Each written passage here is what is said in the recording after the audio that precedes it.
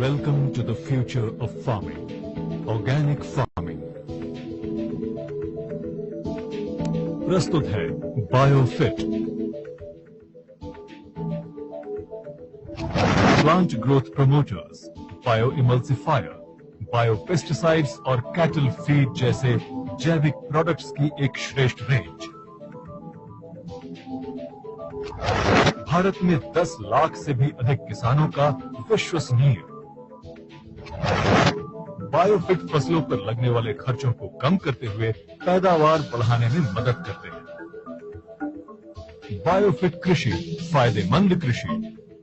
अधिक जानकारी के लिए www.netsurfnetwork.com पर लॉगिन करें।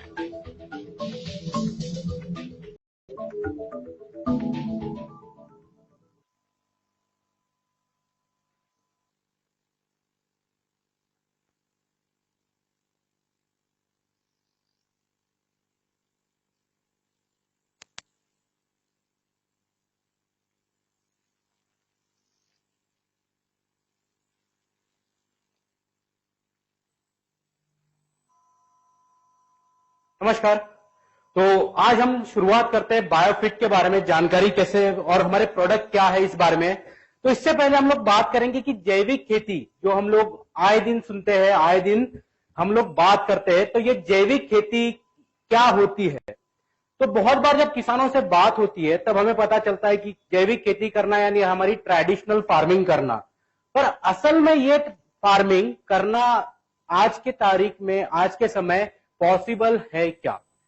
क्योंकि अगर हम बात की जाए जैविक खेती में, सबसे पहली चीज आती है कि आपको अधिक से अधिक मात्रा में गोबर खाद इस्तेमाल करना, बाकी की सारी चीजों का इस्तेमाल करके हमें नेचुरली फार्मिंग करना।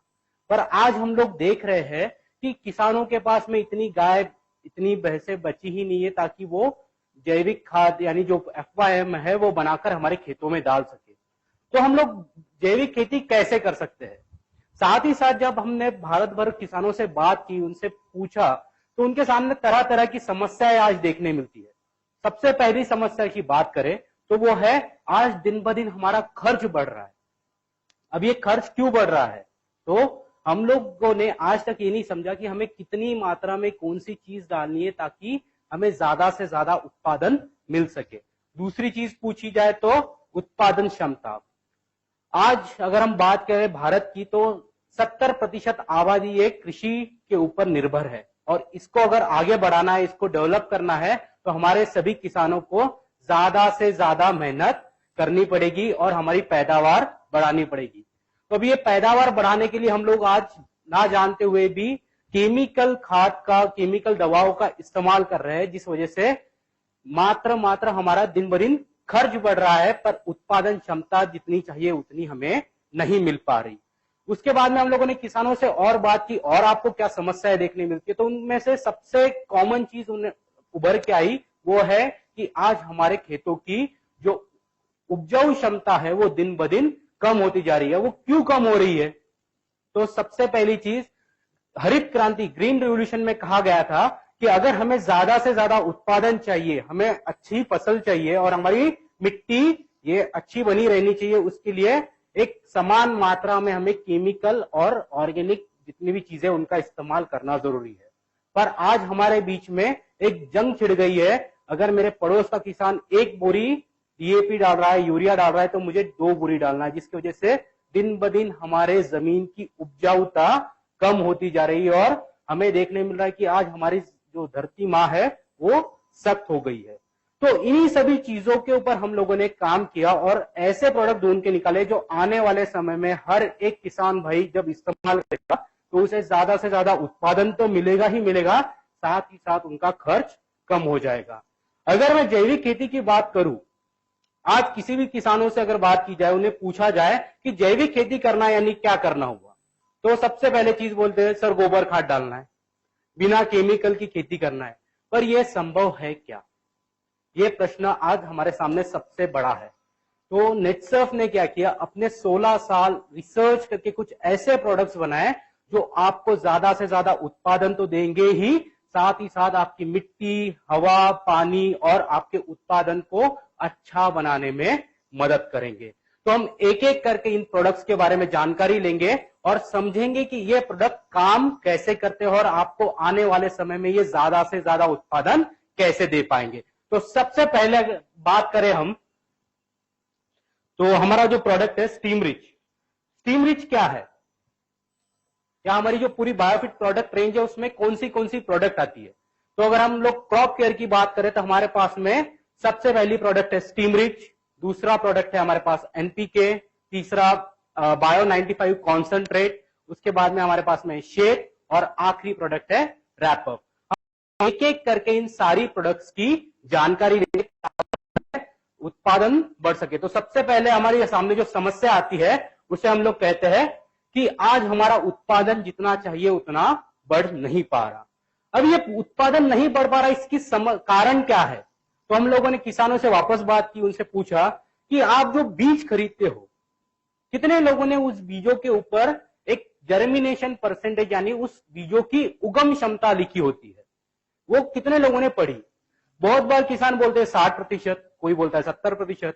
तो अगर 70% उस बीजों की जो उपजाऊ क्षमता है, अंकुरित होने की क्षमता है, तो हमें देखने मिलता है कि हम कितने बीजों के पैसे दे रहे हैं। तो हम लोग 100 बीजों के पैसे देते हैं और मात्र हमें 70 छोड़ ही मिल पाते हैं, जिसकी वजह से हमारा पहले ही स्टेज में 30% का नुकसान हो जाता है। अब अगर मैं पूछूं ये नुकसान कितने भाइयों को कम करना होगा, तो हर कोई बोलता है हमें कम करना है।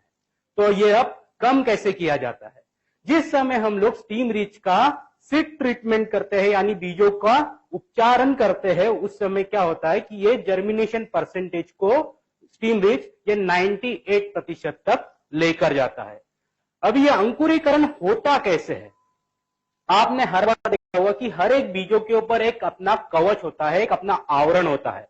जिस समय ये आवरण खुलेगा उस समय ही बीज अंकुरीकरण की प्रक्रिया शुरू होगी। बहुत बार देखा जाता है कि ये सीड कोट अच्छी तरह से खुल नहीं पाते और चाहिए वैसा जर्मिनेशन नहीं मिल पाता। इसीलिए हम लोगों ने स्टीम रिच में क्या किया कि सारे के सारे अमाइनो एसिड, जो 26 तरह के अमाइनो एसिड्स है, वो सारे के सारे हम लोगों ने स्टीम रिच में दिए ताकि अंकुरीकरण क्षमता ये 98% तक बढ़ जाए और आपको एक अच्छा उत्पादन मिले। और जो आपका होने वाला नुकसान था 30% का, वो मात्र 1-2% पर आकर रुक जाए। जब आप पहली बार स्टीम रिच इस्तेमाल करते हो तो इस तरह से आपका जो होने वाला खर्च है, सबसे पहले तो स्टीम रिच कम करने में मदद करता है। उसके बाद में अगर हम लोग बात करें तो स्टीम रिच आपके उत्पादन जो पौधे हैं उसकी क्षमता बढ़ाता है। अभी ये क्षमता बढ़ती कैसे है। बहुत बार किसानों से हम लोग पूछते हैं कि किस तरह हमारे जो पेड़ होते हैं, 2 तरह की जड़ें होती है। एक होती है टैप रूट सिस्टम, जिसे हम कहते हैं कि पानी शोषण करने वाली जड़ें, और दूसरी जड़ें होती है सफेद रंग की सफेद तंतुमुलिया। इनका काम होता है कि मिट्टी में से अधिक मात्रा में सारे के सारे पोषक तत्व खींचकर उस पौधे को सशक्त बनाए ताकि आने वाले समय में वो ज्यादा से ज्यादा उत्पादन देने के लिए काम करे। हम देखते हैं अगर ये सफेद जड़ों की संख्या कम होगी तो मॉर्टेलिटी के रेशियो ये बढ़ते हैं और हमें चाहिए वो उत्पादन नहीं मिल पाता। साथ ही साथ हमारा खर्च बढ़ता है क्योंकि वापस हमें सोइंग करना पड़ता है, वापस हमको प्लांटेशन करना पड़ता है, जिसकी वजह से हमारा खर्च सिर्फ बढ़ता है। तो जब हम स्टीम रिच का पहला स्प्रे करते हैं उस समय क्या होता है कि जड़ों का विकास ये बहुत अच्छी तरह से होता है और मिट्टी में से सारे के सारे पोषक तत्व जैसे NPK, माइक्रोन्यूट्रिएंट, ये अधिक से अधिक मात्रा में खींच दिए जाते हैं, जो आने वाले समय में उस पौधे को सशक्त बनाते हैं और ज्यादा उत्पादन देने के लिए वो तैयार होता है। उसके बाद में अगर मैं बात करूं तो स्टीम रिच आपके शाखाओं का विस्तार अच्छा करता है और एक सीधा सा सिद्धांत माना जाता है कि जितनी ज्यादा शाखाएं होंगी, जितनी ज्यादा ब्रांचेस होंगी, उतने ज्यादा आपको फूल मिलेंगे और जितने ज्यादा फूल मिलेंगे उतना अच्छा आपका उत्पादन होगा। अगर एक उदाहरण तौर पे मैं बात करूं तो एक आम का पेड़ अगर लिया जाए तो उसके ऊपर हमें करोड़ों फूल मिलते हैं, पर हमें आम कितने मिलते हैं। बहुत बार बोलते हैं 1000, कोई बोलता है 2000, कोई बोलता है 5000, पर बाकी के फूलों का हुआ क्या। जब भी हम लोगों ने झड़े हुए फूल देखे हैं तो उसकी जो पीछे की टिप होती है जिसे हम लोग बर्ड कहते हैं, वो सबसे पहले तो काला होकर नीचे गिर जाता है, जिसकी वजह से हमारा नुकसान हो रहा है। तो नेटसर्फ ने वापस रिसर्च किया, सोचा कि इसके पीछे सच में कारण क्या है जिसकी वजह से हमें यह सब समस्याएं देखने मिल रही है। तो हम लोगों ने ढूंढ के निकाला कि ऑक्सीजन की मात्रा जब कम होने लगती है तब ये फूल छोड़ों से गिरकर नीचे गिर जाते हैं, जिसकी वजह से आपका नुकसान होता है। तो हम लोगों ने वापस रिसर्च किया और इस ऑक्सीजन को नेचुरल सोर्सेज से ढूंढकर निकाला और स्टीम रिच में आपको दिया है। और जिस समय आप स्टीम रिच का इस्तेमाल करते हो उस समय हमें देखने मिलता है कि ये फूलों को की झड़ने की जो प्रोसेस है उसको कम कर देता है, उसकी प्रक्रिया को कम कर देता है और आपको अधिक से अधिक फूल मिलते हैं। और सीधा सा सिद्धांत जैसे हम लोगों ने देखा था, जितने ज्यादा फूल होंगे उतने ज्यादा फल हमको मिलते हैं। तो इस तरह से स्टीम रिच आपके उत्पादन को बढ़ाने में मदद करता है। उसके बाद में अगर हम लोग बात करें तो सबसे इंपॉर्टेंट चीज होती है कि आपकी क्वालिटी। हर कोई आज बात करता है कि अच्छी क्वालिटी होनी चाहिए, सब्जियां अच्छी दिखनी चाहिए।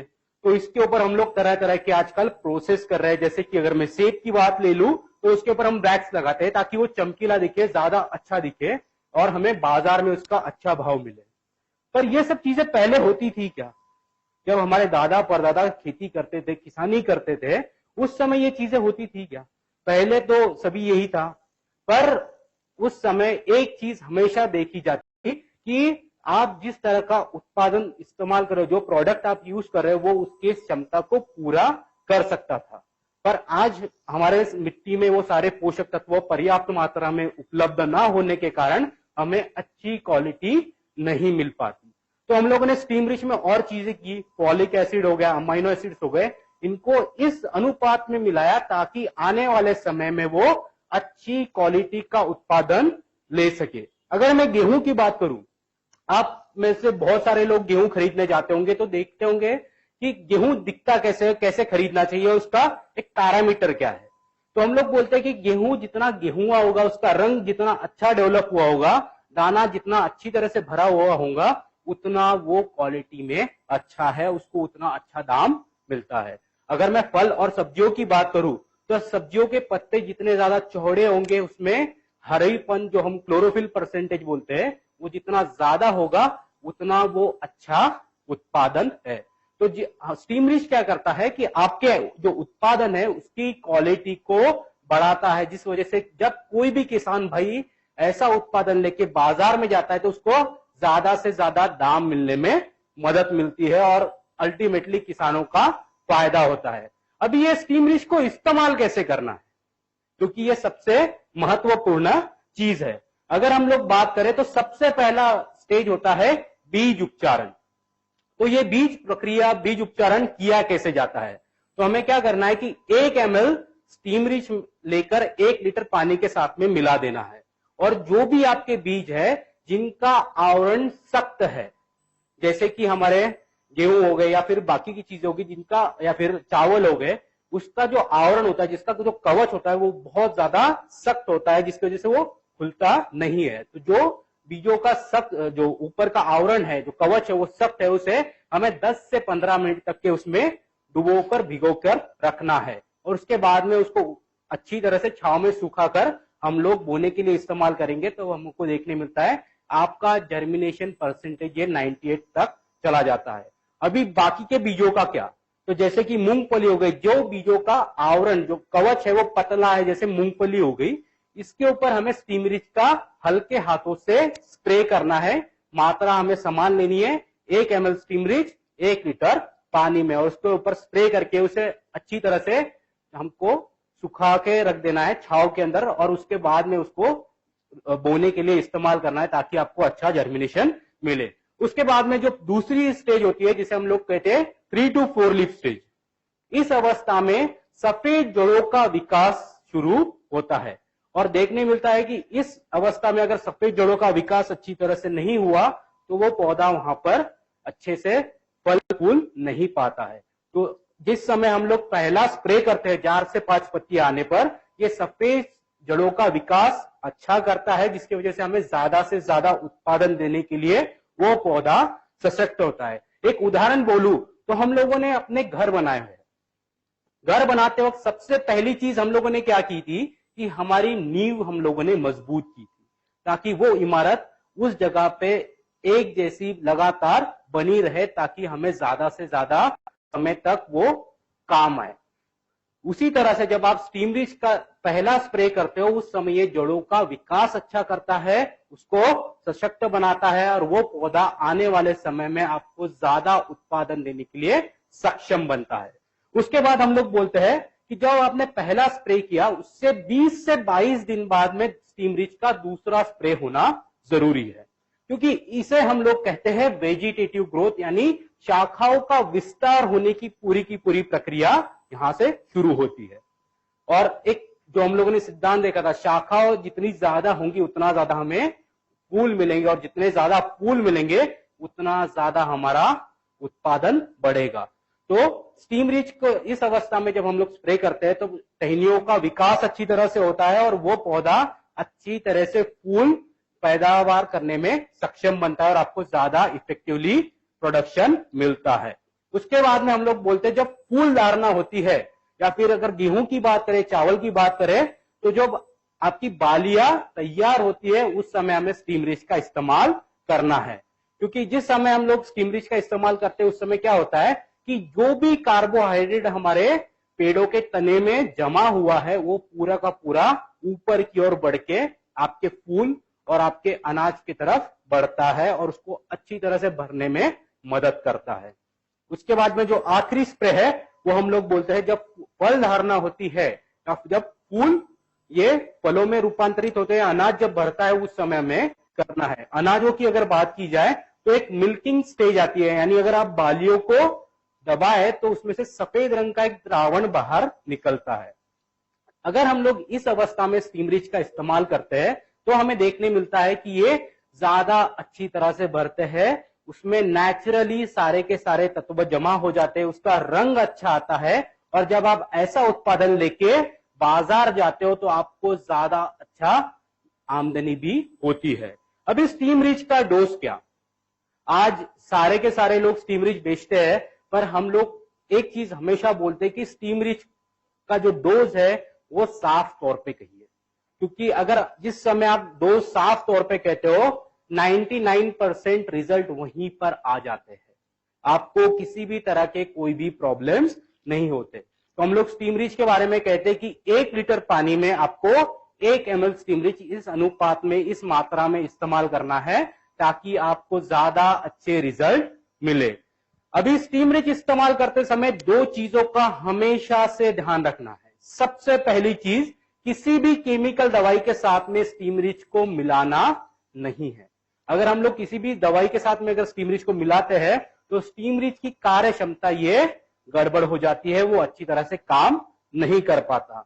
और अगर हमको अच्छे रिजल्ट चाहिए तो हमेशा ध्यान रखना है कि स्टीम रिच को किसी भी दूसरी दवाओं के साथ में इस्तेमाल ना करें। दूसरी सबसे महत्वपूर्ण चीज, हर एक किसान के पास में मात्र एक ही पंप होता है जिससे वो केमिकल दवाइयां भी स्प्रे करता है, या फिर आपकी जो ऑर्गेनिक दवाइयां है वो भी स्प्रे करेगा, या स्टीम रिच भी उसी के साथ में उसी में स्प्रे करेगा। तो जब भी हम लोगों को कोई भी स्टीम रिच का स्प्रे करना हो उस समय स्टीम रिच का इस्तेमाल करें, ताकि उसके कोई भी रिएक्शन ना हो और आपको ज्यादा अच्छे रिजल्ट मिल सके। अगर अभी हम लोग बात करेंगे बायो 95 के बारे में, आज जो सबसे बड़ी समस्या किसानों के सामने है वो है कि आज दिन ब दिन हमारा खर्च बढ़ रहा है। अब ये खर्च बढ़ा क्यों? हम लोगों ने बहुत सारे किसानों से मिले, बात की, उनसे हर बार पूछा कि जब आप दवाइयां खरीदते हो बाजार से, वो फिर वो इंसेक्टिसाइड हो, पेस्टिसाइड्स हो, कुछ भी हो, कितने लोगों ने उसका लेबल पढ़ा? वो बोलते हैं हाँ सर पढ़ा, उस पे ऐसे पॉइजन लिखा होता है, पर एक चीज उस पे और लिखी होती है, और वो होता है ये दवा पेट्रोलियम बेस है, यानी इस दवा में तेल का अंश है। अभी एक सादा सा प्रश्न है मेरा आपसे कि कभी भी तेल और पानी एक साथ में मिक्स हो पाया है क्या? तो जवाब आता है नहीं। इसीलिए आज जब किसान बाजार से दवाइयां खरीदते हैं, लाते हैं, हमारे खेतों में स्प्रे करते, तो देखने मिलता है खेतों के एक हिस्से में अच्छे रिजल्ट आते हैं, एक हिस्से में नहीं आते। जहां पे दवाई स्प्रे की है वहां पे रिजल्ट दिखते हैं, जहां पे सिर्फ पानी स्प्रे हुआ है वहां पे रिजल्ट हमें नहीं देखने मिलते। तो हम लोगों ने क्या किया, एक ऐसी प्रोडक्ट बनाई जो आपको आने वाले समय में ज्यादा से ज्यादा अच्छी तरह से आपकी दवाई की कार्य क्षमता बढ़ा दे। तो हम लोगों ने क्या किया, इसे एक इमल्सिफाइंग एजेंट की तरह हम लोगों ने इस्तेमाल किया, जो क्या करता है, तेल और पानी की घनता को एक समान करके अच्छा मिश्रण देता है। यानी आप जो भी दवाई लेते हो उसकी कार्य क्षमता बढ़ाने का काम बायो 95 करता है। उसके बाद में इसका दूसरा काम है, ये आपको पत्तों के ऊपर दवाई को चिपकाए रखता है। जब आप स्प्रे करते हो तो आपको इस तरह का चित्रण देखने मिलता है, पत्तों के ऊपर छोटी छोटी बूंदें तैयार होती है और उससे एक बड़ी बूंद होकर सारी की सारी दवाई जमीन में गिर जाती है, जिसकी वजह से हमारा सिर्फ नुकसान हो रहा है। अगर ये नुकसान हमें कम करना है तो हमें बायो 95 का इस्तेमाल करना होगा। जिस समय हम बायो 95 का इस्तेमाल करते हैं उस समय क्या होता है, ये दवाइयों को पत्तों के ऊपर अच्छे से चिपकाए रखने का काम करता है, ताकि ये दवाई नीचे नहीं गिरती और हमारा होने वाला नुकसान कम होता है। आज अगर हम बात करें किसी भी किसानों से, तो उनसे हम पूछते हैं कि आपने कितने लोगों ने कीड़ों को पत्ते खाते हुए देखा? वो बोलते सभी ने देखा। उनसे पूछा फिर कैसे खाते हैं, तो वो बोलते हैं कि वो पत्ते जो होते हैं थोड़ा यहां से खाएंगे, थोड़ा सा इधर से खाते हैं, थोड़ा इधर से खाते हैं और बाकी का छोड़ देते हैं। मेरा ये प्रश्न है, ऐसा वो क्यों करते हैं? आज हमें पता ही नहीं होता कि जहां पर दवाइयां गिरी हुई है, जहां पर दवाई है, सिर्फ वहां पर ही उन दवाइयों का असर होता है, उसका जो इफेक्ट होता है उसी जगह पे मिलता है। पर बायो 95 सिर्फ दवाइयों को पत्तों पे चिपकाता नहीं है, बल्कि उसको अच्छे से उन पत्तों के ऊपर फैलाता भी है। अगर ये फैलाना अच्छी तरह से हुआ तो कोई भी लूप होल नहीं बचता, कोई भी ऐसी जगह नहीं बचती जहां पे कोई भी इंसेक्ट उसे खा सके। और इसकी वजह से हम लोग बोलते हैं कि ये दवाई की कार्य क्षमता को बढ़ाता है और आपके खेतों को सुरक्षा प्रदान करता है। अभी हम लोगों ने और एक प्रश्न पूछा कि ये जो कीड़े होते हैं ये कहां पर आते हैं, पत्तों के ऊपर के हिस्से में आते हैं या नीचे के हिस्से में? हर कोई बोलता है कि पत्तों के नीचे आते हैं। और हम लोग स्प्रे कहां करते हैं? पत्तों के ऊपर। तो अभी मेरा प्रश्न यह है, कीड़े आए हैं नीचे, हम लोगों ने स्प्रे किया है ऊपर, हमको रिजल्ट कैसे मिलेंगे? इसके लिए हमको अभी नीचे से स्प्रे करना होगा। तो हर किसी को पता है कि ये मुमकिन नहीं है। तो अब इसे मुमकिन कैसे बनाया जाए? क्योंकि नेटसर्फ हमेशा सोचती है, समझती है, किसानों के हर प्रॉब्लम्स को अंडरस्टैंड करके प्रोडक्ट में डेवलपमेंट करती है। तो हम लोगों ने एक चीज इसमें और दी, अंतर प्रवाह्य करने की क्षमता। हर एक पत्तों के ऊपर छोटे छोटे रंध्र होते हैं जिसे स्ट्रोमेटा कहा जाता है, और इन स्ट्रोमेटा का काम होता है कि प्रकाश संश्लेषण क्रिया को अच्छी तरह से कर सके। और ये सिर्फ सुबह के समय थोड़ी देर के लिए ही खुलते हैं।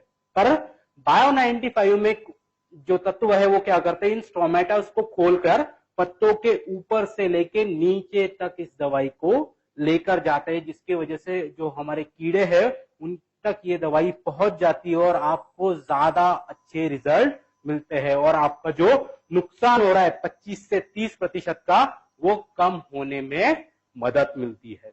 अभी स्टीम रिच को इस्तेमाल कैसे करना है? जो हमारा प्रोडक्ट है बायो 95, इसको आप स्टीम रिच के साथ में भी इस्तेमाल कर सकते हो, या और आप जो भी दवाइयां इस्तेमाल कर रहे हो, फिर वो इंसेक्टिसाइड हो, पेस्टिसाइड्स हो या केमिकल फर्टिलाइजर्स हो, अगर आप स्प्रे कर रहे हो, यानी जब भी किसान भाई अपने हाथ में पंप उठाता है उसे बिना बोले बायो 95 उसमें 5 ml डालना है, ताकि उसकी कार्य क्षमता बढ़ सके। क्योंकि हमारा जो पंप होता है वो 15 लीटर का होता है, तो 15 लीटर के अंदर हमें 5 ml जब बायो 95 डालेंगे तो ये दवाई को अच्छी तरह से घुलनशील बना देगा, साथ ही साथ ये दवाई की कार्य क्षमता बढ़ाएगा और आपको ज्यादा अच्छे रिजल्ट मिलने में मदद होगी। उसके बाद में हम लोग बात करेंगे एनपीके के बारे में। क्या है एनपीके? आज हर कोई बात करता है नत्र स्फुरद पलाश। तो एनपीके यानी नत्र स्फुरद पलाश है क्या? सबसे पहले तो नहीं। हम लोगों ने क्या किया है, हमारा जो निसर्ग है इसके अंदर एक बहुत अच्छा वरदान हम लोगों को दिया था हमारे भगवानों ने, हमारे जो ये सृष्टि बनाई इसने उसने, कि किसानों के लिए 76% नाइट्रोजन फ्री ऑफ कॉस्ट यानी बिना मूल्य उपलब्ध कराया था। पर और साथ में कुछ ऐसी मित्र जीवात हमारे खेतों में दी थी, हमारे निसर्ग में दी थी, जो आपको वो सारा का सारा नत्र खींच के, नाइट्रोजन खींच के आपके उत्पादन को बढ़ा सके, आपको किसी भी तरह के कोई भी यूरिया डीएपी डालने की जरूरत ना पड़े। एक उदाहरण के तौर पे मैं बोलूं तो हम लोगों ने सभी ने जंगल देखा है। जंगल में एक बारिश होती है तो सारा का सारा जंगल हरा भरा हो जाता है।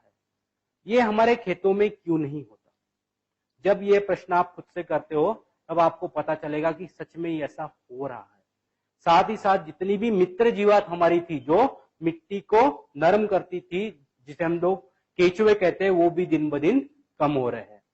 तो हम लोगों ने क्या किया, जो एनपीके है वो एक ऐसी प्रोडक्ट बनाई जो आपको आने वाले समय में आपका रासायनिक खाद का खर्चा, उर्वरक का खर्चा कम से कम 40 से 50% तक कम कर सके। वो कैसे? जब आप एनपीके इस्तेमाल करते हो तो इसमें मौजूद जो एज़ोटोबैक्टर पीएसबी और पोटैश मोबिलाइजिंग बैक्टीरिया, ये क्या करते हैं, ये मित्र जीवात सबसे पहले तो आपके खेतों में चली जाती है और मल्टीप्लाई होती है, और ये क्या करती है, जो हवा में 76% नाइट्रोजन है उसे खींचकर जड़ों तक पहुंचाती है, जिसकी वजह से नाइट्रोजन का खर्च आपका सबसे पहले तो कम हो जाता है। पी ये तत्व का गुणधर्म हमेशा से ये रहा है, ये दूसरे तत्वों के साथ में जुड़ जाता है और ये आपके पौधों के द्वारा शोषण नहीं हो पाता। तो इसे शोषण करवाने की प्रक्रिया, उसे उपलब्ध अवस्था में कराने की प्रक्रिया हमारा पी करता है। पी क्या करता है, वहां पर जाके जो तत्व पी के साथ में जुड़ गए हैं उसे दूर करके P2O5 इस अवस्था में लेकर आकर जड़ों के द्वारा उसका शोषण की प्रक्रिया को फास्ट कर देता है, एक्टिवेट कर देता है, जिसकी वजह से आपका पी का खर्चा कम हो जाता है। के जो ये तत्व है इसके बारे में अगर बात की जाए तो हमें देखने मिलता है कि इसका एक अजीब गुणधर्म है, इसे ऊपर रहना कभी पसंद नहीं है। कभी भी हम लोग के हमारी मिट्टी में देते हैं तो ये 1 मीटर नीचे जाकर बैठ जाता है, क्योंकि इसकी बल्क डेंसिटी ज्यादा है।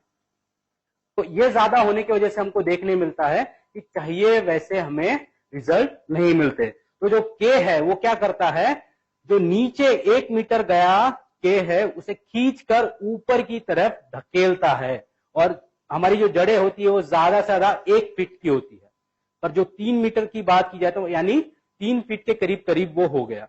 तो ये 3 फीट जो नीचे गया हुआ के है उसको अच्छी तरह से खींचकर जड़ों तक पहुंचाने का काम करता है, जिसकी वजह से आपका होने वाला खर्च जो के पे है वो कम हो जाता है। अभी अगर बात की जाए तो एनपीके की जो बोतल है वो सिर्फ 500 ml की है। बहुत बार प्रश्न आता है कि इतनी छोटी बोतल में कितने मित्र जीवात होगी।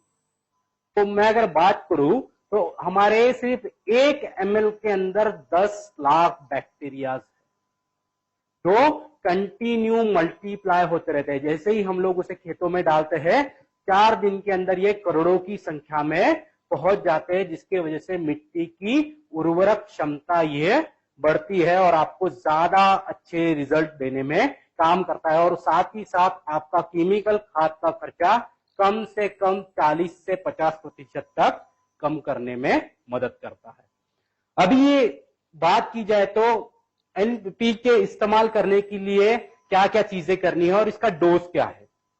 तो हम लोग बोलते हैं कि अगर आप एनपीके इस्तेमाल कर रहे हो तो 1 ml N, 1 ml P, 1 ml K 1 litre पानी में मिलाकर इस्तेमाल करना है। साथ ही साथ इसको इस्तेमाल करने समय 2 चीजों का हमेशा हमें ध्यान रखना है। सबसे पहली चीज कि जब भी हम लोग एनपीके इस्तेमाल करें उस समय सबसे पहले तो जो भी कंटेनर में हम लोग एनपीके बना रहे हैं उसको अच्छी तरह से धो ले, और उसके बाद में ही एनपीके का सॉल्यूशन जो द्रावण है वो बना के हमें इस्तेमाल करना है। और दूसरी सबसे महत्वपूर्ण चीज यानी 4 दिन पहले और 4 दिन बाद हमारे खेतों में किसी भी तरह की फर्टिलाइजर्स यानी उर्वरक हो, पेस्टिसाइड्स हो या फिर हर्बिसाइड्स हो, इसका इस्तेमाल नहीं करना है, क्योंकि जब ये मित्र जीवात मल्टीप्लाई होती है और उस समय अगर आप कोई केमिकल डाल देते हो तो उनकी मल्टीप्लीकेशन होने की प्रोसेस, उनकी बढ़ने की जो प्रक्रिया होती है वो कहीं कभी रुक जाती है और आपको ज्यादा अच्छे रिजल्ट नहीं मिलते। इसलिए हम लोग कहते हैं कि 4 दिन पहले और 4 दिन बाद इसका इस्तेमाल नहीं करना है। अभी एनपीके इस्तेमाल करने के कौन से तरीके हैं या फिर किस माध्यम से हम लोग एनपीके हमारे खेतों तक पहुंचा सकते हैं। तो सबसे पहली मेथड यानी क्या, बहुत सारे किसान भाई आज गोबर खाद का इस्तेमाल करते हैं। गोबर खाद अगर की बात की जाए तो अगर आपके पास में 1 टन गोबर खाद है तो उसके अंदर आपको 25 से 40 ml एनपी और के ये लेने का है। अगर आप 40 ml लेते हो तो उसके साथ में आपको 5 लीटर पानी लेना है और उस पंप में उसको अच्छी तरह से मिला देना है, जो हमारा सादा स्प्रे पंप होता है। और उस ढेर के ऊपर अगर हम लोग उसको स्प्रे कर दे तो देखने मिलेगा कि सुबह वो बहुत ज्यादा नरम हो जाता है, उसमें से एक बहुत अच्छी खुशबू आती है, जो हम कहते हैं कि ह्यूमस की खुशबू। जब पहली बारिश होती है तो वो एक बहुत धीमी धीमी मिट्टी की सुगंध आती है, उस तरह की सुगंध आने लगती है, जिसकी वजह से हम कह सकते हैं कि उसके अंदर के जितने भी ऑर्गेनिक कार्बन्स है वो एक्टिवेट हो गए हैं। निसर्ग में का जितना भी नत्र है वो उस गोबर खाद में आकर जमा हो गया है। और जब आप ऐसी गोबर खाद का इस्तेमाल करते हो तो आपको ज्यादा अच्छे रिजल्ट मिलने में मदद होती है। मेथड नंबर 2, जितने लोग नहरों से पानी भरते होंगे उन्हें क्या करना है कि एक अगर 200 लीटर का ड्रम लिया जाए, उसको एक नल लगा दिया जाए और क्या करना है, उसमें सॉल्यूशन जो तैयार किया है, अगर 200 लीटर का ड्रम है तो 200 ml N, 200 ml P, 200 ml ये 200 लीटर पानी के साथ हमको मिला देना है और उसको एक नल लगवा देना है। और जब हम लोग नहरों से पानी जब हमारे खेतों में छोड़ते हैं उस समय उस नल को हल्के से खोल देना है, ताकि पानी के माध्यम से ये सारी की सारी मित्र जीवात आपके पूरे खेतों तक पहुंच जाए और आपको आने वाले समय में अच्छे से अच्छे रिजल्ट दे पाए। मेथड नंबर 3, अगर आपके पास में नहरें नहीं है, कोई बोलेगा मेरे पास ड्रिप इरिगेशन की सुविधा है, तो ड्रिप इरिगेशन में हम लोग कहते हैं कि अगर आप ड्रिप इरिगेशन के माध्यम से दे रहे हो तो उसके साथ में एक फर्टिगेशन टैंक नाम का एक उपकरण लगा होता है, जिसके माध्यम से हम तरह तरह के खाद हमारे खेतों में देते हैं। तो उस ड्रिप इरिगेशन के फर्टिगेशन टैंक की अगर बात की जाए तो 220 लीटर, 500 लीटर या 1025 लीटर के अलग अलग साइजेस में वो उपलब्ध है। अगर मैं 220 लीटर की बात करूं तो उसके अंदर 220 ml N, 220 ml P, 220 ml के आपको डाल देना है और उसके अंदर 220 लीटर पानी आपको दे देना है। और जैसे ही आप ड्रिप इरिगेशन शुरुआत करते हो तो सारी की सारी मित्र जीवात आपके खेतों तक पहुंचाई जा सकती है। अभी अगर कोई बोले कि मेरे पास में ड्रिप इरिगेशन भी नहीं है, नहरें भी नहीं है, अब मैं कैसे दे सकता हूं, तो हर किसान भाई के पास में अपना एक पंप जरूर होता है और अगर उस पंप का सामने का नोजल पूरी तरह से खोल दिया जाए तो हमें एक मोटी धार मिलती है। हमें क्या करना है, उस पंप के नोजल को पूरी तरह से खोलकर डायरेक्ट जड़ों के पास में इसको देना है, ताकि ये मित्र जीवात नीचे जाके अच्छी तरह से अपना काम कर सके। और जो भाई फलों की खेती करते हैं, ऑर्चिड्स में काम करते हैं, जैसे संतरे हो गए, कोकोनट हो गए और बाकी की कोई भी फलों की खेती, उसके अंदर हम लोग एक पानी का रिंग बनाया होता है जिसको कैरा कहा जाता है। तो जो 200 लीटर का ड्रम में हम लोगों ने द्रावण तैयार किया है, डायरेक्ट 1 लीटर के मग से लेके हमें उस रिंग के अंदर डाल देना है, ताकि ये मित्र जीवात नीचे जाके उस फल, उस आम के पेड़ को, संतरे के पेड़ को अधिक से अधिक मात्रा में एनपीके ये उपलब्ध करा सके और आपको अच्छे रिजल्ट मिले। एक चीज और हमेशा ध्यान रखनी है हमें कि जब भी फ्लावरिंग होती है, यानी जब फूल धारणा की शुरुआत होती है, उस समय हमें नत्र को बंद कर देना है, क्योंकि नत्र क्या करता है, ऑक्सीजन को डिसॉल्व करता है, उसको वहां से कम करता है और जिसकी वजह से आपको देखने मिलता है कि फूल ये झड़ने की प्रक्रिया फास्ट हो जाती है, ज्यादा हो जाती है।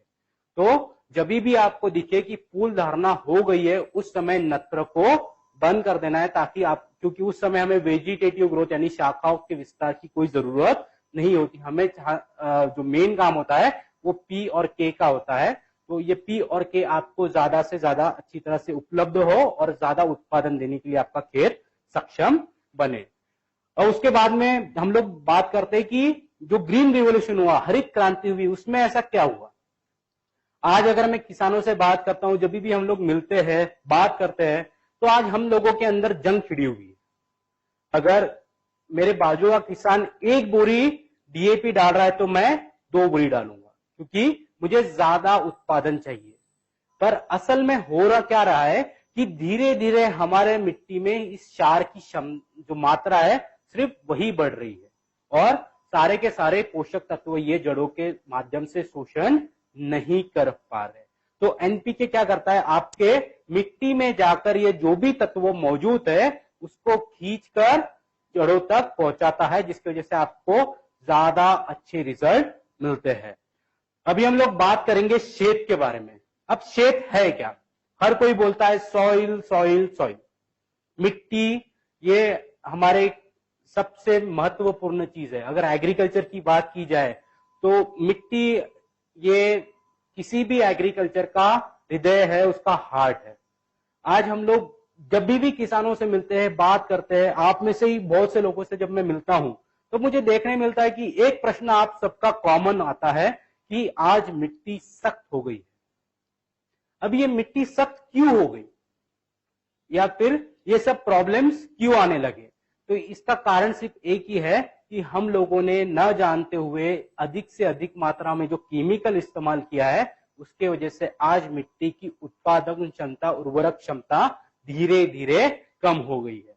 अभी मेरा एक प्रश्न आप सभी से है कि आप में से कितने लोगों ने हमारे खेतों की मिट्टी को एक बार तो भी छू कर देखा है? अगर आपने देखा होगा तो सबसे पहली चीज वो बताती है कि आज वो कितनी ज्यादा सख्त हो गई है, कितनी ज्यादा हार्ड हो गई है।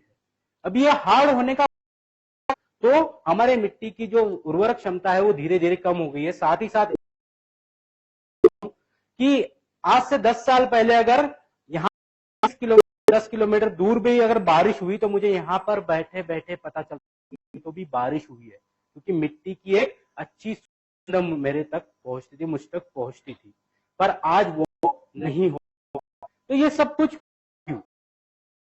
तो हम लोग देखते हैं कि मिट्टी की जो अवस्थाएं होती है, 3 तरह की अवस्थाएं, फिजिकल, केमिकल यानी रासायनिक और बायोलॉजिकल यानी की तीनों अवस्था पूरी तरह से, जिस वजह से आज हमें चाहिए वैसे रिजल्ट मिल पा रहे। हम कितना भी खर्च करें हमें उतना उत्पादन नहीं। तो ये मिट्टी की फिजिकल प्रॉपर्टी यानी भौतिक अवस्थाएं होती क्या? आपसे पूछा था कि कितने लोगों ने मिट्टी को एक बार, जब आप मिट्टी को छूकर देखते हो तो सबसे पहली चीज आपको मिट्टी बताती है वो सख्त हो गई है। चीज आपको वो बताती है कि आज उसके अंदर हवा कितनी अच्छी तरह से खेल रही है, क्योंकि यानी पोषक तत्वों की ही हवा की भी जरूरत होती है। तो एसेंट ऑफ सैल यानी प्रक्रिया में पानी ही नहीं होगी तो पानी ये कभी जो पोषक तत्व है कभी खींचे नहीं जाते। तो मिट्टी होगी, जितनी ज्यादा हवा खेलेंगी उतना आपको अच्छे रिजल्ट मिलते हैं। इसे हम लोग कहते हैं प्रॉपर्टी। दूसरी अवस्था होती है केमिकल प्रॉपर्टी। अभी इसके बारे में मैं एक छोटा सा बोलता हूं कि हम लोग मूवीज देखते हैं, पिक्चर देखते हैं, हमेशा स्टोरी एक हीरोइन होती है, एक विलन होता है और हमेशा किडनैप कर लेता है और वहां पे प्रॉब्लम होती है, फाइटिंग करता है, उसको बचाता है। हमारी मिट्टी में जो हमारे सबसे मित्र थे उसे हम लोग कहते हैं क्या? वो क्या करते थे कि हमारी मिट्टी की केमिकल सुधारते थे, उसके अंदर ऑर्गेनिक कार्बन की कंटेंट बढ़ाने का काम करते थे। तो इस ऑर्गेनिक कंटेंट को बढ़ाने का काम होता कैसे कि जमीन में बचे हुए रॉ मटेरियल उसको में कन्वर्ट किया जाता है, जिसकी वजह से जैसे माइक्रो न्यूट्रिएंट हो गए, इसको की प्रक्रिया फास्ट होती है। और शेत है वो क्या करता है, जब ये बैक्टीरिया मल्टीप्लाई होते हैं उस समय एक फाइटो एंजाइम सिक्रीट करता है, जो क्या करता है प्लांट के साथ में आपके जो एंजाइम्स होते हैं वो मिट्टी को नरम करते हैं और जितने भी पोषक तत्व जो एक दूसरे के साथ में जुड़ गए हैं और जो आपके पौधों के द्वारा शोषण नहीं हो पा रहे, उनको वहां तक काम करता है, जिसकी वजह से आपको ज्यादा अच्छे रिजल्ट मिलते हैं। आपकी जमीन जो होती है वो स्टेबल होती है, और जब आप 7 साल तक के कंटिन्यू शेड का इस्तेमाल करते हो तो ये हमारा बोलना है कि आप मात्र और मात्र गोबर खाद के ऊपर ही अपनी पूरी की पूरी खेती कर सकते हो। अभी जो आखिरी चीज है वो है बायोलॉजिकल प्रॉपर्टी। अगर मैं आज आपसे पूछूं कि आप में से कितने किसानों के खेतों में आज भी केचुए मिलते हैं, मेरे ख्याल से सिर्फ 2 या 3% ऐसे किसान होंगे जो बोलेंगे कि हाँ, आज मेरे खेतों में केचुए पर्याप्त मात्रा में है। तो मेरा प्रश्न आपसे ये है कि इसमें ये केचुए गए कहां?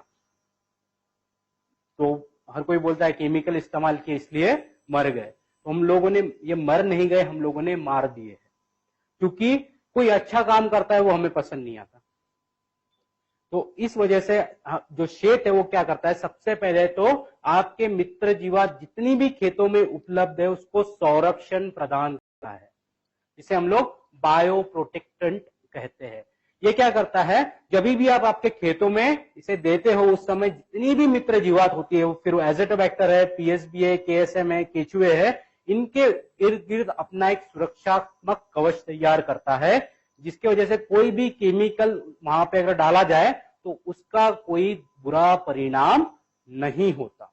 और आपके खेतों में जो भी बायोलॉजिकल माइक्रोफ्लोरा भी हमारे मित्र जीवात है वो अच्छी तरह से बढ़ सकते हैं, फल फूल सकते हैं और आपको ये रिजल्ट दे सकते हैं। अभी शेड को इस्तेमाल कैसे करना है, तो अगर आप फोलियर जब एप्लीकेशन करते हो तो इसके फायदे क्या? बहुत बार बोला जाता है कि शेड को स्प्रे भी करना है।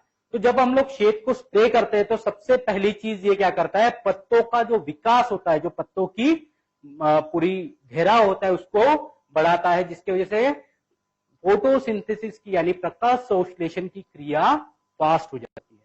और सीधा सा सिद्धांत है, जितना ज्यादा फोटोसिंथेसिस होगा, जितना ज्यादा अन्न तैयार होगा, उतनी ज्यादा आपकी टहनियां मजबूत होगी, उसमें कार्बोहाइड्रेट जमा होगा, और जब फल धारणा होगी, अनाज भरेगा, तो ये सारा का सारा कार्बोहाइड्रेट इस्तेमाल किया जाएगा, इसके वजह से आपको ज्यादा अच्छी क्वालिटी का अनाज, फल, सब्जियां ये मिलते हैं। तो जब आप स्टीम रिच शेड का इस्तेमाल करते हो तो आपको ज्यादा अच्छे उत्पादन देने के लिए सक्षम करता है। अभी इसका इस्तेमाल करने का डोज क्या, तो अगर आप मिट्टी के माध्यम से दे रहे हो तो आपको 2 ml प्रति लीटर पानी में इसका इस्तेमाल करना है। अगर आप इसको फोलियर एप्लीकेशन यानी छंटकाव के स्प्रे करना है तो हम लोग कहते हैं कि 1 ml प्रति लीटर पानी में इसका इस्तेमाल करना है, ताकि आपको ज्यादा अच्छे रिजल्ट मिले। अभी इसको मिट्टी के माध्यम से देना है तो कौन सी तरीके से दिया जा सकता है, तो जो चीजें हम लोगों ने एनपीके के लिए देखी थी, सेम चीजें हम लोग शेड के लिए भी कहते हैं। एक बार मैं वापस आपके लिए वो रिपीट कर देता हूं। सबसे पहली मेथड जो हमारा गोबर खाद था, जिसके अंदर हम लोग पहले देखा था 40 ml जो यूज कर रहे थे आपका एनपीके, उसके अंदर हमको 50 से 60 ml शेड भी मिक्स कर देना है, और इन दोनों को मिलाकर अगर हम गोबर खाद पे डालेंगे तो गोबर खाद की जो फिजिकल, केमिकल, बायोलॉजिकल प्रॉपर्टीज है वो तो सुधर ही जाएगी, साथ ही साथ जितनी भी मित्र जीवात हम लोगों ने एनपीके के माध्यम से दी है उसको संरक्षण भी मिलेगा। और जब आप ऐसा गोबर खाद इस्तेमाल करोगे तो आपको उससे भी ज्यादा अच्छे रिजल्ट मिलते हैं।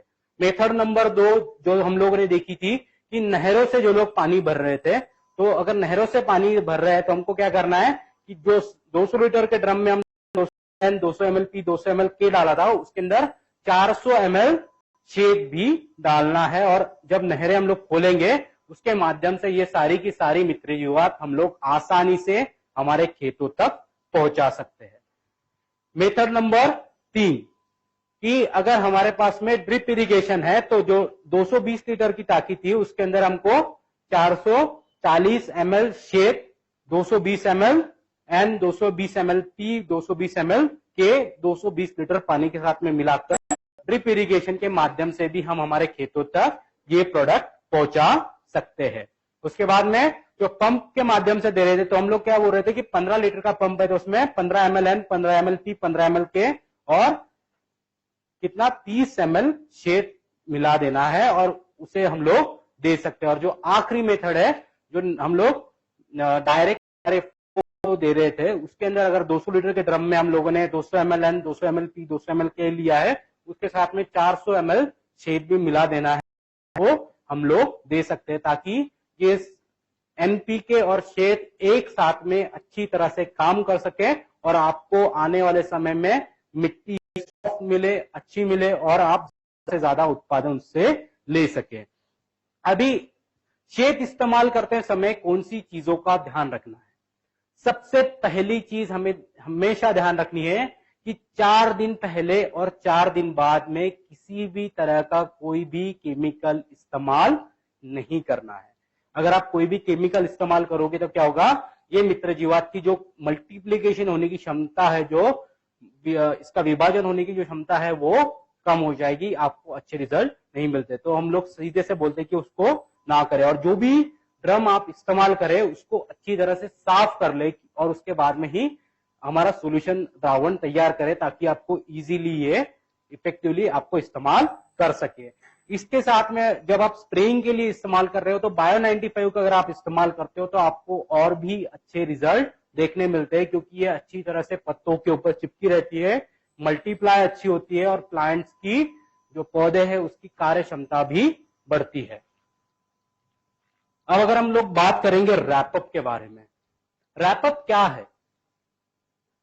अगर हम लोग आज बात की जाए तो भारत में करीबन 56% किसानों को पता ही नहीं होता कि उनके खेतों में किसी भी तरह के कोई भी इन्फेक्शन आया है, और जब पता चलता है तब तक इतनी देर हो चुकी होती है कि उसको सॉल्व नहीं किया जा सकता, या फिर हमें बहुत ज्यादा मात्रा में इन केमिकल का इस्तेमाल करना पड़ता है। फिर भी भारत में करीबन 70% ऐसे किसान हैं जो सिर्फ रोगों की वजह से अपना पूरा का पूरा उत्पादन खो बैठते हैं। हम लोगों ने जब ये प्रोडक्ट बनाई तो हम लोगों ने बहुत सारी संस्थाओं के साथ में मिले बात की, आईसीआर हो गया, यहाँ की बहुत सारी नामांकित यूनिवर्सिटीज है उनमें गए, उनसे बात की, तो उनका कहना आया कि ये रोग हमेशा पहले स्टेज से ही हमारे खेतों में मौजूद होते हैं और तरह तरह के रोग हमारे खेतों में जो पौधे हैं उनको देते हैं। हम लोगों ने पूछा उनसे कि इनको रोका नहीं जा सकता क्या? तो उनका बोलना है कि अगर हम लोग उनकी सुरक्षात्मक प्रणाली को शुरू कर सके तो शायद हम लोग इन रोगों को रोक सकते हैं। अगेन नेटसर्व हमेशा रिसर्च ओरिएंटेड ऑर्गेनाइजेशन है, हमेशा रिसर्च करता रहता है, हमेशा नई चीजों को ढूंढने में लगा रहता है। तो हम लोगों ने हमारे रिसर्च के बलबूते पे कुछ ऐसी चीजें ढूंढ के निकाली जो आपके पौधे की सुरक्षात्मक प्रणाली को शुरू कर देती है। अभी मेरा एक प्रश्न है कि हमारे पौधों को दिमाग होता है क्या? पौधों को दिमाग होता है क्या? तो हर कोई बोलता है कि नहीं होता, पर हम लोग कहते हैं कि पेड़ों को अपना एक समझ होती है। अगर आपने देखा होगा जब भी बहुत ज्यादा धूप होती है उस समय, जब समर्स आते हैं, जो धूप काला आता है, उस समय हर एक पेड़ अपना सारे के सारे पत्ते झड़ा देता है, नीचे गिरा देता है। अब ये क्यों होता है? क्योंकि पेड़ को पता होता है कि मेरे पास में सिर्फ पर्याप्त मात्रा में ही पानी उपलब्ध है जो मैं ये 3-4 महीने का समय निकाल सकता हूं, और उसके अगर मैं उस समय मेरे पत्ते रखूंगा तो इसमें से इवापोट्रांसपिरेशन यानी बाष्पीभवन होके सारा का सारा पानी निकल जाएगा और मेरे पास में पर्याप्त मात्रा में पानी नहीं बचेगा। तो पौधा अपनी सुरक्षात्मक प्रणाली शुरू कर देता है और वो पूरे पेड़ को बता देता है कि आप सारे के सारे पत्ते गिर जाओ, जैसे ही मेरे पास में पर्याप्त मात्रा में पानी आएगा मैं वापस आपको खिला लूंगा। तो इसे कहते हैं किसी भी पेड़ की पौधे की सुरक्षात्मक प्रणाली। रैपअप उसी तरह से काम करता है। जब आप रैपअप का स्प्रे करते हो तो सबसे पहली चीज ये क्या करता है, इसके अंदर से जो सेकेंडरी मेटाबोलाइट्स रिलीज होते हैं वो आपके पौधे की सुरक्षात्मक प्रणाली को शुरू कर देते हैं और आपके पौधे को बताते हैं कि आने वाले समय में आपको तरह तरह के फंगल इन्फेक्शन हो सकते हैं, फंगल प्रॉब्लम हो सकते हैं, जैसे पाउडरी मिल्ड्यू हो गया, डाउनी मिल्ड्यू हो गया, इसके प्रॉब्लम्स आ सकते हैं। तो इसको रिकवर कैसे किया जाए? तो पौधा अपनी खुद की ही सुरक्षात्मक प्रणाली को शुरू कर देता है और जिसकी वजह से वो इंफेक्शन उसके अंदर जाने से उसको रोकने में मदद मिलती है। अभी एक मैं उदाहरण तौर पे बात करता हूं। हमारे घर में कितने लोग होते हैं? 5 से 6 लोग होते हैं। अगर किसी एक व्यक्ति को सर्दी हो गई तो सारे के सारे लोगों को सर्दी हो जाती है क्या? तो नहीं, कोई तो भी 1-2 ऐसे व्यक्ति होते हैं जिनको ये प्रॉब्लम नहीं होता, क्योंकि उनकी सुरक्षात्मक प्रणाली अच्छी होती है। अगर हम लोग पहले से रैपअप का इस्तेमाल करते हैं तो हमें देखने मिलता है, अगर हमारे बाजू के खेत में भी अगर कोई इन्फेक्शन आ गया तो भी वो हमारे खेतों तक नहीं आ पाता, क्योंकि हमारे पौधे उतने सक्षम हुए होते हैं। तो रैपअप इस तरह से काम करता है। अभी मेरा जो सबसे बड़ा प्रॉब्लम है कि कोई भी फंगल इन्फेक्शन होता कैसे है? तो हम लोग देखते हैं, कोई भी अगर पत्ता है उसके ऊपर कोई कीड़ा आके खाना शुरू कर दिया तो क्या होगा? वहां पे एक गड्ढा तैयार हो जाता है, एक पंचर हो जाता है और उसमें से सारा का सारा द्रावण बाहर आता है, जिसे हम लोग सेल सैप कहते हैं। अब ये सेल सैप क्या होता है कि हमारे निसर्ग में तरह तरह के फंगस मौजूद है, वो उसके ऊपर आके बैठ जाते हैं और पूरे पौधे को विदिन 24 घंटे के अंदर ये फंगल इन्फेक्शन की शुरुआत हो जाती है। और एक बार वो उनके पूरे प्रणाली में चला गया तो उस पौधे को रिकवर करने में बहुत ज्यादा टाइम लगता है, या फिर वो रिकवर अच्छे से नहीं हो पाता और हमारा जो होने वाला उत्पादन है उसकी क्वालिटी खराब हो जाती है। तो रैपअप क्या करता है? जब आप रैपअप का इस्तेमाल करते हो तो ये पत्तों के ऊपर अपनी एक सुरक्षात्मक शील्ड तैयार कर देता है, एक परत बना देता है, और अगर कोई इंसेक्ट वहां पे खाता है तो उसके ऊपर ये परत मौजूद रहती है, जिसकी वजह से कोई भी फंगस उसके ऊपर ग्रो नहीं हो पाता, वो सेल सैप के कांटेक्ट में नहीं आता। उसके साथ ही ये क्या करता है, जितने भी फंगस के स्पोर्स होते हैं, जितने भी उसके अंडे होते हैं, ये उसी को खाकर अपने आप को बढ़ाता है। हमारे निसर्ग में करीबन हजारों तरह के फंगस उपलब्ध है। हमारे खेतों में, हमारे शरीर के ऊपर ये सारी की सारी चीजें होती है। तो इन चीजों को रोकने के लिए रैपअप क्या करता है? जब भी आप रैपअप का इस्तेमाल करते हो तो ये उसके ऊपर उसको साफ कर देता है और उस ऊपर से हमारे शरीर जो पत्ते हैं उसके ऊपर अपना एक आवरण तैयार कर देता है, जिसकी वजह से कोई भी फंगस उस पेड़ों के अंदर तक नहीं जा पाती और हमारे खेत ये सुरक्षित रहते हैं। उसके बाद में ये क्या करता है कि जितने भी जो हमारे बैक्टीरियाज है जो इन्फेक्शन पैदा कर रहे हैं उसी के ऊपर मल्टीप्लाई होकर उसको पूरी तरह से नष्ट कर देता है। फिर हम लोगों ने उनसे पूछा कि ये जो फंगल इन्फेक्शन है, जो भी आपके प्रॉब्लम से, उसकी शुरुआत कहां से होती है? तो हमें जब रिसर्च कर रहे थे उस समय पता चला कि करीबन 70% रोग ये हमारे बीजों से आते हैं। अभी मैं एक उदाहरण के तौर पे बोलूंगा, आप में से बहुत से लोगों ने चने का बीज देखा होगा, उसके ऊपर हमेशा एक पाउडर लगी होती है सफेद रंग की एक पाउडर जैसा हमें दिखता है। वो होता क्या है? तो सारे के सारे फंगस के स्पोर्स होते हैं, जो एक पर्याप्त सिचुएशन तैयार हो, ह्यूमिडिटी अच्छी मिले, पर्याप्त पानी मिले तो वो मल्टीप्लाई होना शुरू हो जाते हैं और जड़ों के माध्यम से वो आपके पूरे पेड़ को खराब कर देते हैं। तो हम लोगों ने क्या किया, रैपअप को बनाते वक्त हम लोगों ने डिजाइन करते वक्त ये सारी चीजें भी ध्यान में रखी और रैपअप को इस तरह से बनाया कि जब आप बीज प्रक्रिया से ही इसका इस्तेमाल करते हो तो ये आपके जो बीजों के ऊपर मौजूद जितने भी फंगस है उसको ही खाकर उसको साफ कर देता है। और जब आप आपके बीजों को बोते हो तो आपके पौधों को किसी भी तरह का कोई भी फंगल इन्फेक्शन नहीं होता। और हर 15 दिन में अगर आप इसका इस्तेमाल करते हो तो आपको देखने मिलेगा कि आपके पौधे की सुरक्षात्मक प्रणाली शुरू हो जाती है और आने वाले समय में उसको किसी भी तरह के फंगल इन्फेक्शन नहीं होते, जो आपको अच्छा उत्पादन देने में मदद करते हैं। अभी बीज प्रक्रिया कैसे की जाती है?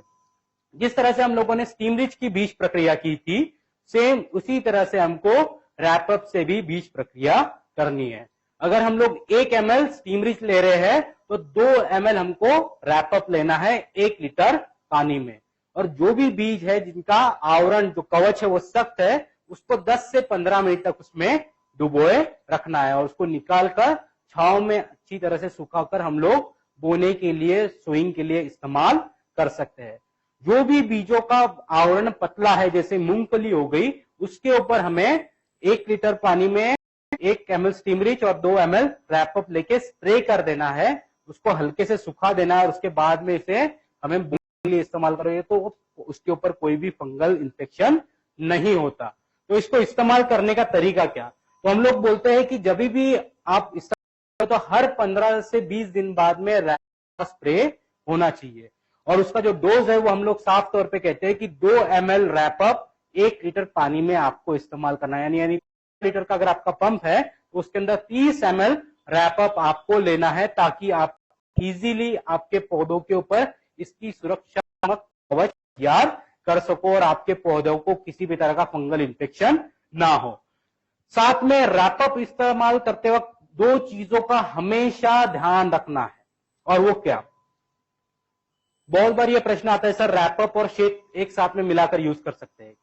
तो नहीं, रैपअप और शेत की जितनी भी जीवात है, मित्र जीवात है, वो एक ही प्रजाति की होने की वजह से अगर हम लोग मिक्स कर देंगे तो ये अच्छी तरह से काम नहीं कर पाती।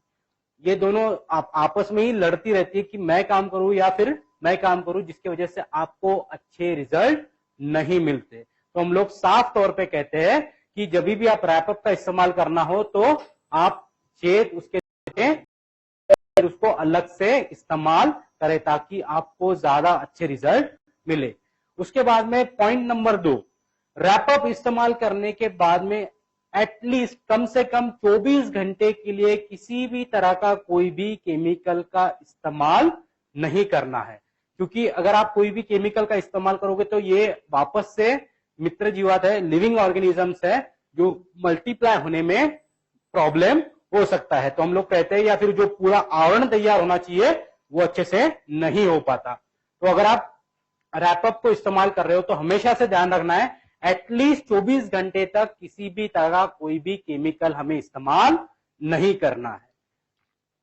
उसके बाद में हम लोगों ने ये सारी जो प्रोडक्ट देखते हैं तो आज सबसे बड़ा चैलेंज हमारे सामने ये है कि साइड इफेक्ट है क्या?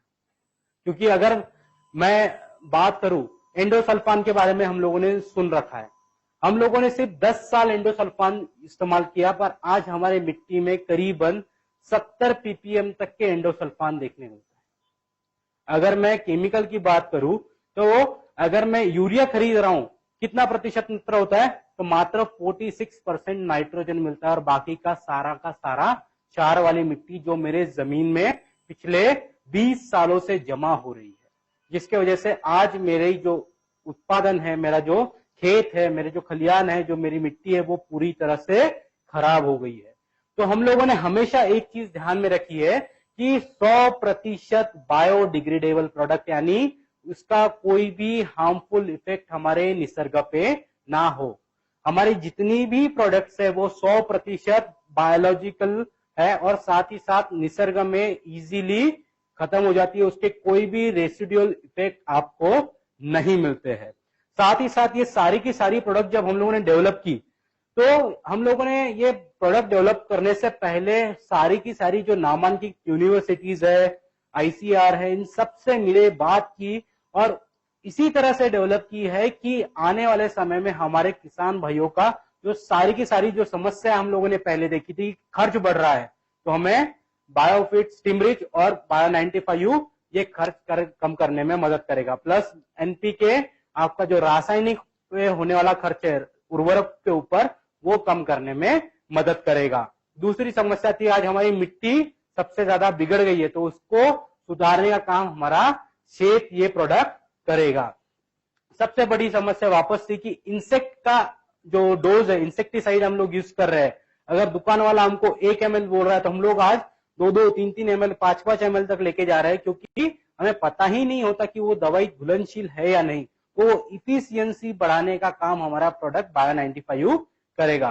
तो इस तरह से ये सारी की सारी प्रोडक्ट हम लोगों ने भारत में बहुत सारी एग्रीकल्चर यूनिवर्सिटीज के साथ में मिलकर उनके पास में ट्रायल लेके बनाई है। इसलिए हम लोग ये कहते हैं कि ये पूरी तरह से वर्ल्ड क्लास प्रोडक्ट है। साथ ही साथ इन सारी प्रोडक्ट्स को हम लोगों ने बहुत सारी गवर्नमेंट एजेंसीज, बहुत सारी गवर्नमेंट बॉडीज, लैबोरेटरीज इनसे चेक करवाया और उनको पूछा है कि ये प्रोडक्ट आपको किस तरह के, इसमें कोई भी साइड इफेक्ट है कि नहीं। क्योंकि बहुत बार प्रश्न आता है कि सर आपका स्टीम रिच इस्तेमाल करते हैं, बहुत अच्छा रिजल्ट आता है, इसके अंदर यूरिया है क्या?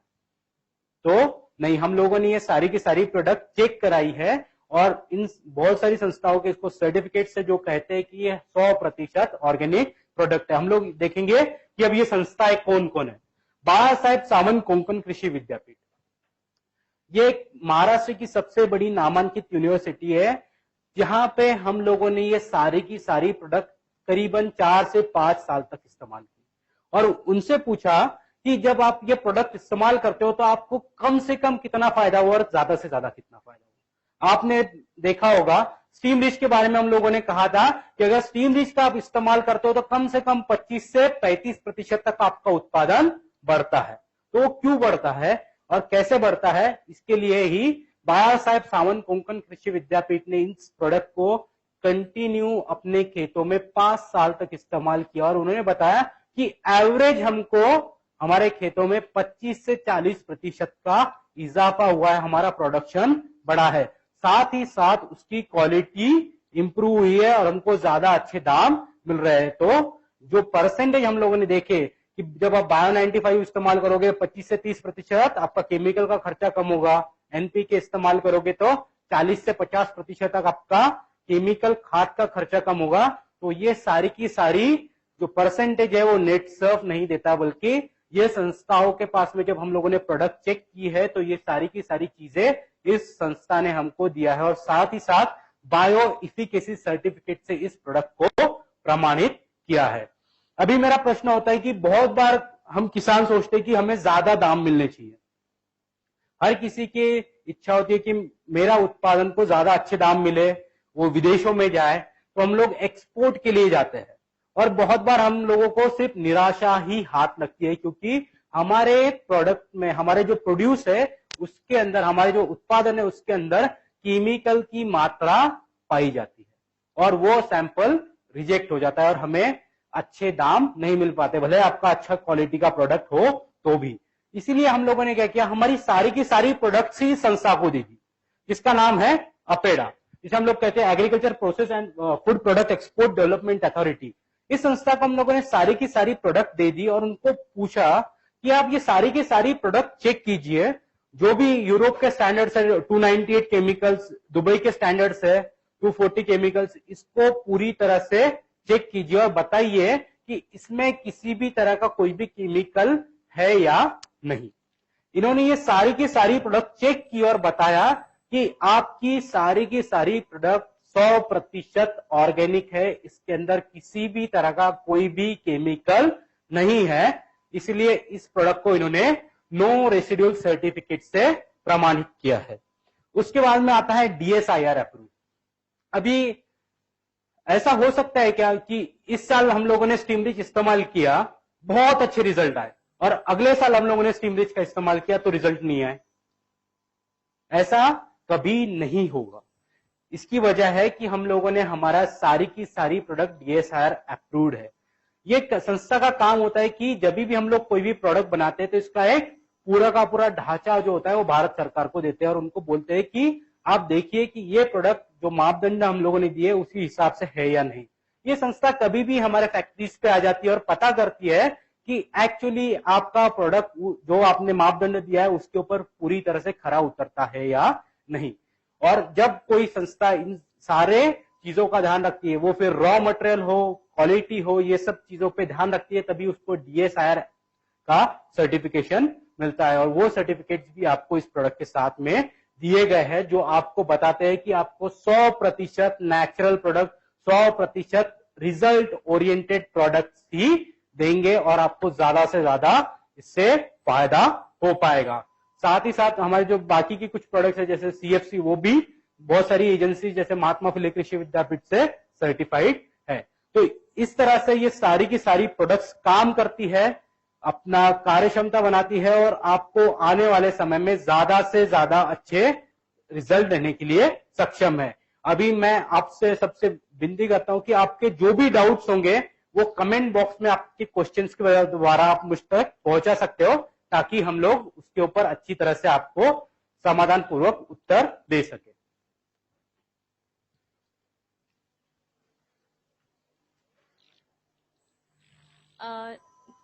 निखिल, कुछ क्वेश्चंस आए हैं। हाँ जी। अलग अलग प्रोडक्ट्स के बारे में। पहले तो बहुत अच्छे पॉजिटिव फीडबैक आया है ट्रेनिंग को लेकर। Okay, thank you. पहला क्वेश्चन आया है कि माइक्रोन्यूट्रिएंट्स और मैक्रोन्यूट्रिएंट्स ओके, क्या है? देखिए, माइक्रोन्यूट्रिएंट्स वो होते हैं जो कम मात्रा में लगते हैं, जैसे जिंक हो गया, मैग्नीशियम हो गया, सल्फर हो गया, मोलिब्डेनम हो गया, जो पौधों को कम मात्रा में लगते हैं उसे माइक्रोन्यूट्रिएंट कहा जाता है। और मैक्रोन्यूट्रिएंट्स वो होते हैं जैसे हम लोग कहते हैं एन, पी और के, नत्र, स्फुरत और पलाश, जिसकी मात्रा सबसे ज्यादा मात्रा में हमको लगती है। नाइट्रोजन की अगर बात करें, अगर आप वेजिटेटिव ग्रोथ होनी चाहिए, जो ग्रीनरी होनी चाहिए, ज्यादा शाखाओं का विस्तार होना चाहिए, वो उसका काम होता है नत्र का। पी और के का काम होता है आपकी टहनियों को मजबूत करने का, फल धरना हो उस समय वो अच्छी तरह से दिखे, उसका कलर पिगमेंटेशन अच्छा हो, उसकी क्वालिटी इंप्रूव हो, इसके अंदर ये एन, पी, के काम करते हैं। और जो माइक्रोन्यूट्रिएंट होते हैं वो कम अमाउंट में लगते हैं, इसलिए उसे माइक्रो कहा जाता है, यानी कम मात्रा में लगने वाले, पर वो भी अपना काम अच्छी तरह से करेंगे। जैसे कि अगर जिंक की डिफिशियंसी होगी तो आपको दिखेगा स्कॉर्चिंग, येलोइंग पैचेस वगैरह जो प्रॉब्लम होते हैं वो दिखाई देते हैं। पर अगर आप माइक्रो और मैक्रोन्यूट्रिएंट समान मात्रा में इस्तेमाल करते हो, या फिर अगर आप एनपीके और जो शेड है इसका इस्तेमाल करते हो, तो आपको ज्यादा अच्छे रिजल्ट मिलते हैं। दूसरा क्वेश्चन है, रैपअप और शेड, क्या इन दोनों प्रोडक्ट्स को बायो 95 और स्टिमरिच के साथ यूज कर सकते हैं? हम लोग साफ तौर पे कहते हैं, सबसे पहली चीज, रैपअप और शेड को मिलाना नहीं है, क्योंकि रैपअप और शेड की जो मित्र जीवात है वो एक ही कैटेगरी की आती है, और अगर वो एक साथ में अगर हम लोग को मिला दें तो होता क्या है कि एक तो रैपअप काम करेगी, नहीं तो आपका शेड काम करेगा, जिस बीच में आपको चाहिए वैसे रिजल्ट नहीं मिल पाते। इसलिए हम लोग सबसे पहले तो कहेंगे कि रैपअप और शेड एक साथ में ना मिलाएं। अगर आप रैपअप, स्टिमरिच और बायो 95 इस्तेमाल करना चाहते हो तो आप कर सकते हो, कोई भी प्रॉब्लम नहीं है। या फिर अगर आप शेड, बायो 95 इस्तेमाल कर रहे हो तो भी कोई प्रॉब्लम नहीं है, और शेड और स्टिमरिच इस्तेमाल कर रहे हो तो भी कोई प्रॉब्लम नहीं है। प्लस एक चीज और हमेशा याद रखनी है कि शेड और स्टिमरिच एक साथ में नहीं मिलाना है। बहुत बार क्या होता है कि शेड का भी काम है ज्यादा मल्टीप्लाई करना, जो क्लोरोफिल कंटेंट है वो बढ़ाना, पौधों को चौड़ा करना, पत्तों को चौड़ा करना, और स्टिमरिच का काम है कि उसी प्रोसेस को, जो वेजिटेटिव ग्रोथ है, उसको भी फास्ट करना। बहुत बार अगर छोटे पौधे अगर बात की जाए, जैसे कि अगर फल और सब्जियों में ज्यादा करके, अगर सब्जियों में अगर आप एक्सेसिव डोज हो गया, ज्यादा ग्रोथ हो गई, तो पत्ते थोड़े से पीले दिखने लगते हैं और किसानों को लगता है कि कुछ तो प्रॉब्लम हो गई है। पर क्या होता है कि जितने स्पीड से वो बढ़ते हैं पत्ते, उतने अमाउंट में उसका क्लोरोफिल कंटेंट यानी जो उसमें तत्व होते हैं वो नहीं बढ़ पाते, इसलिए वो थोड़े से पीले दिखते हैं और हमको थोड़ा सा टेंशन आ जाता है। तो इसलिए हम साफ तौर पे कहते हैं कि स्टिमरिच के और शेड के बीच में अल्टरनेट यूज कीजिए। मतलब अगर आप स्टिमरिच आज यूज किया है तो 15 से 20 दिन बाद में आप शेड इस्तेमाल कर लिए, ताकि आपको कंसिस्टेंटली सेम रिजल्ट मिल सके। अगला सवाल है, रैपअप को कब इस्तेमाल करना है? रैपअप को हम लोग कहते हैं कि हर 20 दिन के बाद में इस्तेमाल करना है। रीजन, अभी एक सिंपल सी चीज है, जब हम लोग पौधे लेते हैं तो पहली स्टेज हो गई बीज प्रक्रिया। बीज प्रक्रिया के बाद में अगर हम लोग देखते हैं, करीबन अगर कोई सिंपल सी बात है 4 से 5 पत्तियां आती है, उसके बाद में हम लोग अगर रैपअप इस्तेमाल करें तो उस समय पत्ते बहुत नाजुक होते हैं, बहुत डेलिकेट होते हैं, कोई भी इंफेक्शन इजीली उसके अंदर जा सकता है। उसके बाद में जैसे ही वेजिटेटिव 20 से 22 दिन बाद में वेजिटेटिव ग्रोथ का शुरुआत होती है। बहुत बार हवा ज्यादा चलती है, पत्ते टूटने लगते हैं, कोई स्कॉर्चिंग हो जाता है, कोई इंसेक्ट आके पत्तों को पंक्चर कर देता है। इसलिए अगर उस समय भी हम लोग रैपअप कंटिन्यू हर 20 दिन के बाद में इस्तेमाल करते रहे तो क्या होगा कि सबसे पहले तो 5 से 10 स्प्रे के बाद में जो हमारी सुरक्षात्मक प्रणाली है वो तो शुरू हो जाएगी। दूसरा, कोई भी इंफेक्शन हमारे पौधों को हैम्पर नहीं कर पाएगा, क्योंकि जो रैपअप की जो सतह बनती है, जो फिल्म बनती है, वो करीबन 20 दिन तक के एक्टिवेट रहती है। इसलिए हम लोग कहते हैं कि 20 दिन तक के बाद में उसका दूसरा स्प्रे होना चाहिए। मिट्टी में या फिर सॉइल में स्टिमरिच को डालना है क्या? हम लोगों ने स्टीम रिच को इस तरह से डिजाइन किया था कि जब फोलियर एप्लीकेशन करते हो तो दो चीजें होती है, ट्रांसलोकेशन जिसे कहा जाता है, जो ऊपर चीजें है वो नीचे की तरफ ट्रांसफर होती है और जो नीचे की चीजें वो ऊपर की तरफ ट्रांसफर होती है। दो तरह की वाहिनियां होती है जिसे हम लोग जाइलम और फ्लोएम कहते हैं।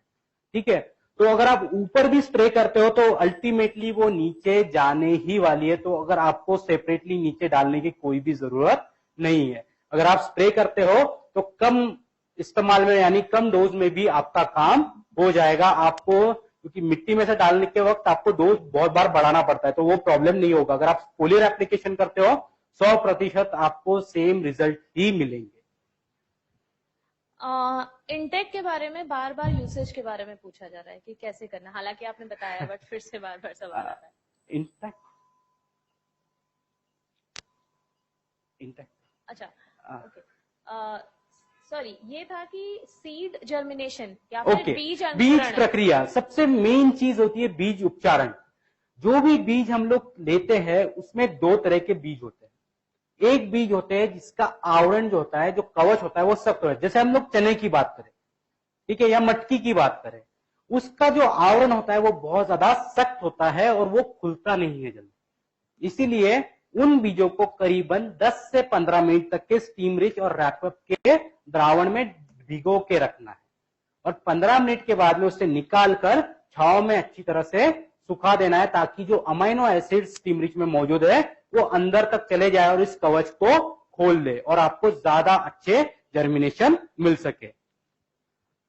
और जो पतले बीज है जैसे मूंगफली हो गया, उसके ऊपर हमें इसका मात्र स्प्रे करना है, क्योंकि अगर आप उसको डुबो के रखोगे तो क्या होगा, वो आवरण जो कवच है वो पहले ही पतला है तो वो पूरी तरह से निकल जाएगा और वो जर्मिनेशन अच्छी तरह से नहीं हो पाएगा। तो हमें हमेशा ध्यान रखना है जो भी बीजों का आवरण ये पतला है उसके ऊपर स्प्रे करना है, जो भी बीजों का आवरण ये सख्त है, कड़क है, उसको करीबन 10 से 15 मिनट भिगो के रख के आप इस्तेमाल करना है।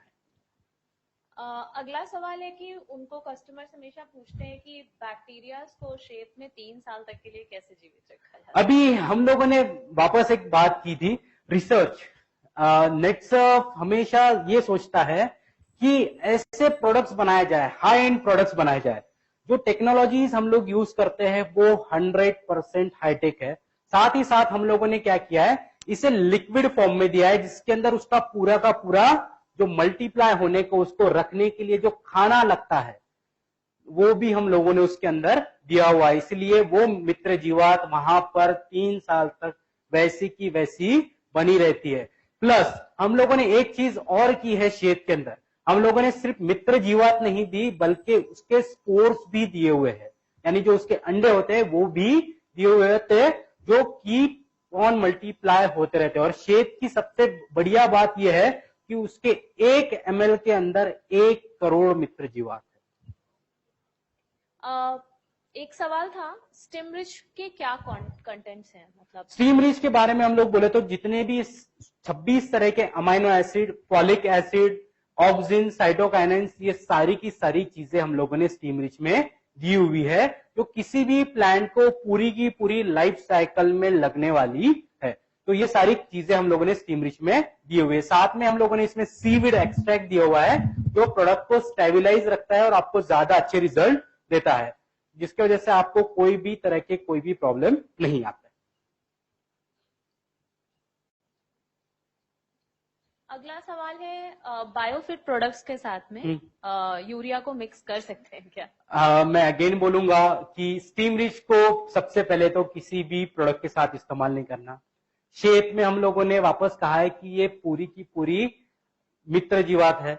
अगर आप यूरिया की बात करते हो, एक छोटा सा प्रैक्टिकल आप घर पे करके देखिए, हाथ को थोड़ा सा गीला कीजिए, यूरिया के बैग में डाल दीजिए, आपको देखने मिलेगा पूरी की पूरी हमारी जो खाल है वो निकल गई। जब वो इतना आपको प्रॉब्लम दे सकता है तो ये छोटी सी मित्र जीवात है। अगर आप उसको स्टीम बाकी की बायोफिट के प्रोडक्ट के साथ में यूरिया वगैरह यूज करोगे तो वो प्रॉब्लम क्रिएट करेंगी। ठीक है, इसलिए हम लोग साफ तौर पे बोलते हैं कि जब भी आप बायोफिट की प्रोडक्ट इस्तेमाल कर रहे हो उसके साथ में किसी भी तरह का कोई भी केमिकल दवाएं इस्तेमाल ना करें। ओके, तो यहां पे मैं रुकता हूं। आपके जो भी प्रश्न होंगे वो आप कमेंट बॉक्स में टाइप कर सकते हैं, आपको उसके जल्द से जल्द उत्तर दिए जाएंगे। धन्यवाद।